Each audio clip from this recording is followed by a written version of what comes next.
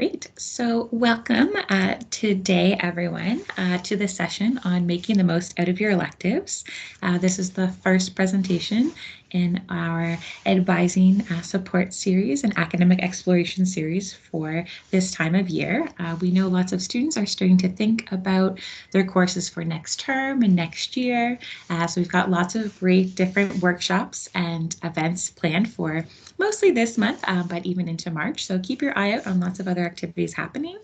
Today we're going to chat about electives, understanding a bit more about what they are, how do you find out how many you have, and where can you get some ideas for maybe where some good electives would be for your program. So like I said, welcome everyone today. Thank you so much for joining. We are recording this session so others can take advantage of reviewing this at their own leisure after, but feel free to post in the chat if you have questions throughout, or there definitely will be time at the end for us to answer some questions and have a discussion as well. So welcome this morning. I did want to first welcome everyone to this session by acknowledging that Dalhousie is located in Mi'kma'ki, which is the ancestral and unceded territory of the Mi'kmaq people. And so as such, we are all treaty people. I'd also like to acknowledge the histories, contributions, and legacies of the African Nova Scotian people and communities who have been on this land for over 400 years. Many of you may have heard land acknowledgements previously in different sessions you've attended, maybe at the start of classes or different events you've been to, but I'd encourage you to reflect on what that means and how that impacts you as someone who may learn, work, and live on this land that we live in. There are plenty of resources to help you learn about the Mi'kmaq and the African Nova Scotian people, so I'd encourage you to explore that a bit more, especially if you're not from the local area. It'd be great to learn about the histories of this land, but particularly this month is African Heritage Month at Dalhousie and Black History Month in Canada, so there are some great events and activities planned as well to help further your knowledge in there. So welcome again to everyone. And so I'm Sarah Reddy, and I am a Student Success Advisor at the Bissett Student Success Center. And so I want to take the opportunity to just chat briefly about the services that we offer in our center. And so I'm a student success advisor. So one of my roles and part of my role is to provide academic advising to students. Our office for academic advising in terms of supporting you with your degree planning, course choice, perhaps exploring educational planning. So understanding not only what academic requirements you might need for your program or future goals, but maybe if there's different volunteer or part-time job or research opportunities that you could explore, we can support you through doing that. We primarily support students who are in the Bachelor of Arts and Bachelor of Science programs, primarily in their first and second years, as well as first-year engineering students. So that's primarily who we support in the academic advising side of things. But in terms of our center for career services, we're able to support all students on campus with support in terms of looking for positions, whether that be full-time jobs, maybe you're getting close to graduation and looking for more full-time roles, or maybe you're looking at what type of full-time roles are out there in the future, or maybe you'd like a part-time job while you work and study, or maybe during the summer you're looking for a full-time role while you take a break from studies. Our career services can support you with those processes. We can do things like help you build a resume or review your current resume, explore your cover letter, as well as even help prepare you for different interviews. We also can support students who are going through interviews for different programs. So whether there's different professional programs or graduate programs you're looking to apply to, our career services can support you in helping to prepare for those as well. We also offer peer advising through our center, and so a lot of the peer advising is through the career services side, as well as supporting students transitioning into university in their first year. So that is another opportunity for students to get a job on campus, is through being a peer advisor in our center as well. We also have our Studying for Success unit, which offers three key areas. One is to provide workshops on different study skills for students. So everything from helping with time management, learning how to read more effectively in your textbooks, or perhaps learning a bit more about taking multiple choice tests. So we offer pre-scheduled workshops. Currently, they're being offered virtually for all students, as well as there's the opportunity to meet one-on-one with a study coach to talk more about those different areas and talk about your study skills and different techniques. And we also offer a tutor matching program through Studying for Success. So that's the only resource that's a bit of an additional fund where you do need to pay for your individual tutoring sessions, but Studying for Success can help you identify and match you with a tutor for your area. So if you have any questions about those services or want to find out more, or maybe want to book an appointment, feel free to email us through advising@dell.ca or by giving us a call at our office number there. So to start to chat a little bit about electives, some people definitely have heard of what an elective is. Some people may have just heard the term elective and really aren't sure more about that. And so essentially electives are courses that you get to choose that contribute towards the overall credit hours in your degree. And so the elect part of an electives is because you get to elect which course to take. So you get to choose what course you'd like to take as a part of your degree outside of the requirements that you already have. And so understanding how many electives you have can definitely vary depending on the program that you're in. So it really depends on the degree program, but in general, most degree programs are made up of a combination of general degree requirements, plus the requirements for whatever you're focusing on. So that would be things like your major, or maybe you're doing a double major, or maybe you're doing a major and a minor. So there'll be specific requirements that will be required to do those, plus your electives. So in terms of that, you can select electives from a variety of subjects. However, programs such as the Bachelor of Arts and Bachelor of Science do have a limit on the number of credit hours that you can take of outside electives or electives in outside areas or faculties that can apply to your degree. There also can be different restrictions on electives, such as perhaps for your overall degree, you'll need a certain number of courses or credit hours of upper year or advanced hours. So that would be courses at the 2000 level or above. And that can also dictate how many electives you have or what aspects those electives need to be. Oftentimes in different programs, there'll be perhaps a very specific program worksheet that tells you exactly all the courses you need to take and exactly how many electives and what parameters those electives can be. But then there are also more open programs that, depending on the combination of programs you're taking, what major you're taking, or if you're taking a major or minor, that's going to fluctuate the number of electives that you're able to take in your degree, or that the minimum number of electives that you need. So if there are program sheets for the program you're in, I'd encourage you to refer to those through your program. But if you aren't sure or you're not able to track one down, I'd encourage you to connect with an advisor, because perhaps you're in a program that really there's not a set program worksheet for your program. It's going to depend on what type of major you do or what type of minor you do. So connecting with an advisor for an idea of exactly how many electives you have is going to be very helpful. And you can also refer to the academic calendar and your degree audit for support on understanding how many electives you have as well. If those are areas that you're not sure about, or you haven't explored the academic calendar, or don't know what a degree audit is, we also have some great workshops later this month that are going to help cover that as well. So in terms of determining how many electives you have, like I said, that can be helpful with your program worksheet or by connecting with an advisor to understand what the layout of your program would be based on what you're exploring.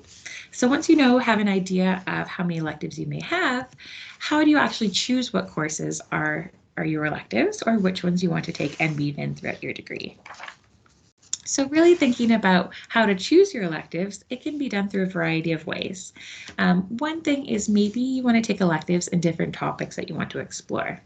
So everyone obviously has a variety of interests. I always like to say we're not one-dimensional humans. While we may really have our heart set on only studying one specific area within our degree, there's probably other topics or things that we're curious about or interested in, but you may not necessarily want to major or completely focus on something in that area. Or in the program that you're in, it might not be possible to do that. So this is really where electives can fall into and are a perfect opportunity to still get some experience in that area and learning in that area, but not have to make it your whole major. So you can take courses in different areas that you're interested in, whether it be maybe there's some topics or classes in high school that you took that you haven't had the opportunity to continue to explore yet at university. You could use that as an opportunity to take a course in that area as an elective. Or maybe there's different areas you've heard about and that you're really curious about, but you've never had the opportunity to take it. Electives can also be used to take courses in those areas to explore that area. You also may have specific skills that you're looking to build. And so many of our electives can help you provide kind of some more development in different skills. So things like a spoken language course can really help you learn a new language and specifically build those skills. Maybe that will help you in your future career, or maybe you're looking to travel somewhere and really want to learn a bit more about a new language and want to do an elective course in that language to help you build that skill. Or maybe you're someone who's really interested in understanding how programming happens in computer science, but again, don't want to dive into a computer science degree. Perhaps you take an elective in that area. Or maybe you always have been interested in acting, so you want to take an acting course in theater. So there's lots of different opportunities and different ways to build some different skills in different areas. You also may have an idea of a future career that you want to go into, and maybe there's some different electives that you can take that give you some information on that career throughout your undergraduate degree. Another thing to think about with electives is it also can provide you with some balance. So as invested as you may be in your major, and that may be really the area that you really want to learn about, you also may want to have a bit of variety in your terms as you go throughout your degree. And so having an elective in a different topic than your major can really help give you a bit of balance in your term and help you think about different things and learn about different things as you go throughout that term. I will say in terms of thinking about kind of a balance in your term, some people think of balance as, well, I have some really hard courses, so I'd really like some easy courses. And we get a lot of questions about, what's an easy elective I can toss into my degree? So I want to do a bit of myth busting here for a minute, but really thinking about the easy courses that you may talk with a friend or a student, a former student who says, oh, this course was really easy, you should take it. What I really would caution is that what a course that might be easy for someone is not necessarily going to be easy for another student. And so there may be, again, other word of mouth that you hear or different social media posts suggesting electives. But again, that's really, you want to take that with a grain of salt. There are lots of things that can impact how a course is taught and how a person deems it easy or hard. So it could be how engaged in the topic you are. So maybe someone's really interested in the topic that they took, so they find it easy because they have a background in that area, or maybe that they're really invested, so they're reading about that course frequently. And maybe that topic doesn't interest you, so you actually may not be as engaged, so that work's going to be a little bit more challenging for you. It could also be the course format. So maybe the course requires a few papers to be written, and the student who says it's easy is a really great paper writer. And maybe you're someone who struggles a little bit with writing papers, so that course may not come as natural or as easy to you either, as well as instructors can vary their courses and the requirements of the courses year to year and term to term. So you also don't want to always take for 100% certainty that one student may tell you about a course, that it's going to be 100% that way if you decide to take it. So always important to really reflect on what's interesting to you and what subjects are you interested in. And that most likely is going to be a course that you're motivated to learn more about, and so it may come a little bit easier to you, where again, everyone has different interests, so important to think about that as well. So thinking about kind of where do you get ideas for electives, Dalhousie doesn't have a designated list of electives for each specific program because that does vary based on program. So a student who may be doing a major in biology can do electives in areas like psychology or international development studies or Canadian studies, whereas a student doing a major in psychology can do an elective in biology. So it's really hard to put a specific list of what is a list of electives for every program because it really changes program to program. And so really finding ideas for electives is where you want to allocate a bit of time to explore, because that will really allow you to open up the opportunities and options for what the electives can be. So thinking about where can you find elective ideas, all of the courses that are offered each term are located on the academic timetable. So really taking some time and investing some time into browsing the academic timetable. That really can allow you to find some really gem of courses that are going to be opportunities for you to take for electives. I always like to say you don't know what you don't know. And so there absolutely are many courses at Dalhousie that are offered multiple terms every year or offered year after year. But Dalhousie also does introduce some new courses every year, every term, and sometimes takes away some older courses. So you do always want to check the updated academic timetable every year and every term to make sure that you know what's being offered and what's available to you. So when you're in the academic timetable, when you search, it gives you a list of all the different subjects that are offered and that have course offerings under them. That general subject listing may not give you a true idea of what's going to be covered under there. So I always like to give the example of many students think that some of the subject courses for the different spoken languages, like Spanish, Italian, French, those may just be courses that require you to take a course that's taught in that language and is going to teach you more about how to read, write, and talk in that language. And that's actually not always the case. So for example, under our Italian, while there are courses that can teach you about how to speak Italian, there's also different courses that are taught in English that actually teach you more about the Italian culture or different things to do with Italy. And so there's really some neat opportunities to explore a bit more about those areas, and you don't even have to necessarily know that language as a background. There's also things like someone may think, oh, earth sciences may be an area that I'm really not sure I'd be interested in because it's more to do with minerals and geology, and I'm not really sure if that's of interest to me. But the earth sciences department in previous years has actually offered courses in a course such as learning about dinosaurs and another course learning about natural disasters. So that may be more appealing to you and maybe something that you didn't know existed in that area. So really taking time to explore the academic timetable and seeing the title of the course, but also even digging a bit deeper and reading the course description, because the course description is really going to give you an idea of what are those courses going to teach you about. And the title really is just some can be a bit more specific and some can be general. So it's really great to read a bit more about it. It's also great to look at the course description because there are many courses on the academic timetable and offered through many departments that may be at the 2,000, 3,000, or 4,000 level, but actually don't have any prerequisites or don't require you to take any previous courses in that area to be able to take it. And so I always like to say, depending on what areas you're looking at and exploring, you don't have to restrict yourself to the 1,000 level or introductory level for electives. There are actually lots of electives that can be offered at the 2,000, 3,000, or 4,000 level that you're able to take without any previous knowledge in that area. And so another place to explore electives can be through the academic calendar. And so with the academic calendar, where you have your major again, and that's really maybe one you want to focus on, or maybe again, you're doing a double major and a minor. There are lots of different minors and certificates that may be listed there that you have an interest in, but aren't feeling ready to commit completely to taking that minor or taking that certificate. But sometimes what can happen there is on the listing of the minors and the certificates, the requirements there will list specific courses that fall under that field. And so some of the different minors or certificates out there, like having a health studies minor or a popular culture studies minor, will list different courses in different subjects that actually fall under that general field. And so that can also be a neat way to find some cool elective ideas and to then go back to the academic timetable to see when they're offered, as well as read the course description about those courses. And obviously, another way to get some elective ideas is to ask around.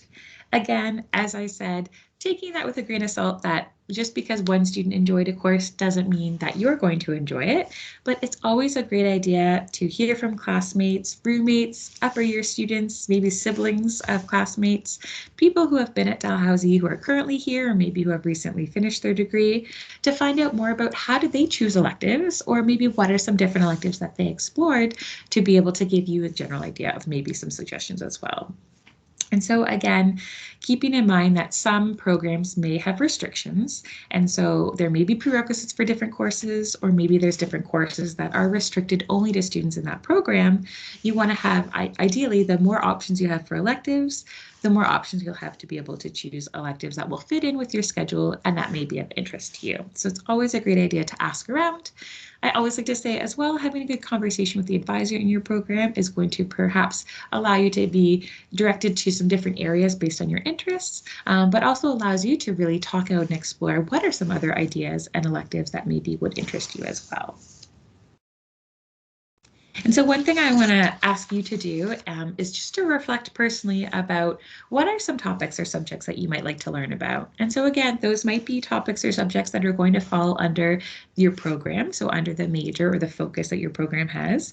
Or again, maybe in general, there's different topics or subjects you'd like to learn about. So having some personal reflection about what you'd like to learn more about can help give you some direction in terms of exploring electives.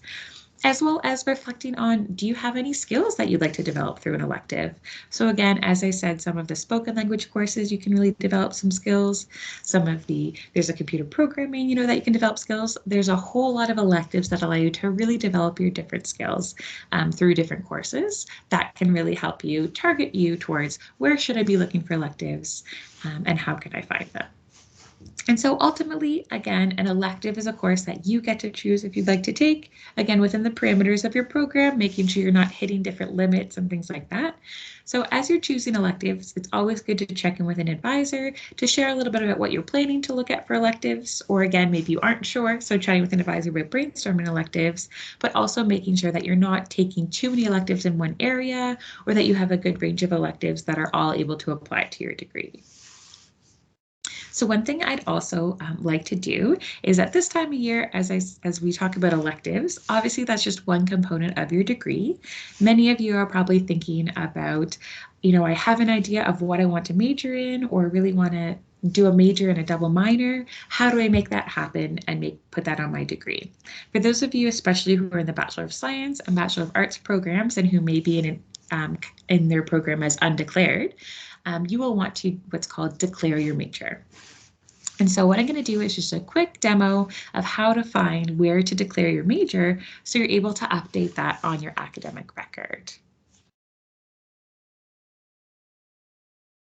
So I'm going to just share my screen here to show you how to walk through the steps of how to declare your major.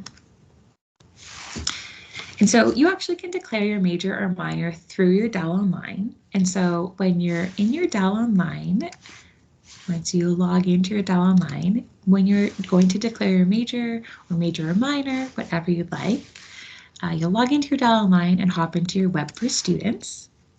And then once you're in your Web for Students, your declare your major form is actually under your student records. And so you'd want to select your student records.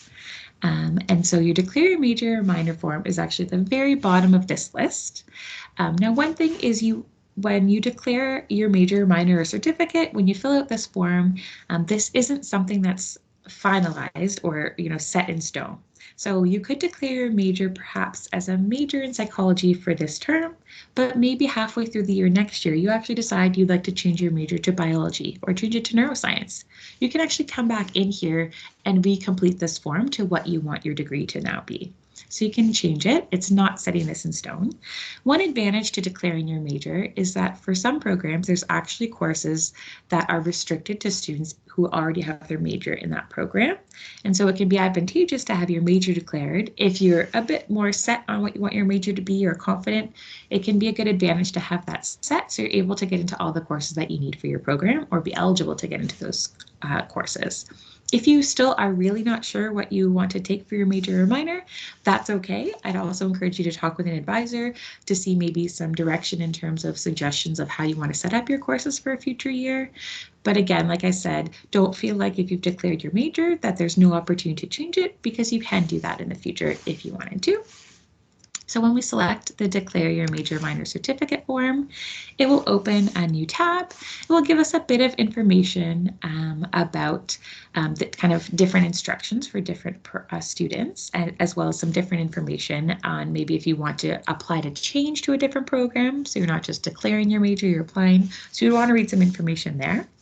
But to fill out the form, you want to select this gold box of Request Update to Your Major Minor Declaration. So when we select that, all of your information will really be auto-populated. And then what you want to do is actually complete the boxes down here at the bottom. So there's drop downs that are available for you to select what major you'd like. And if you have any minors or certificates you're considering, you can select those.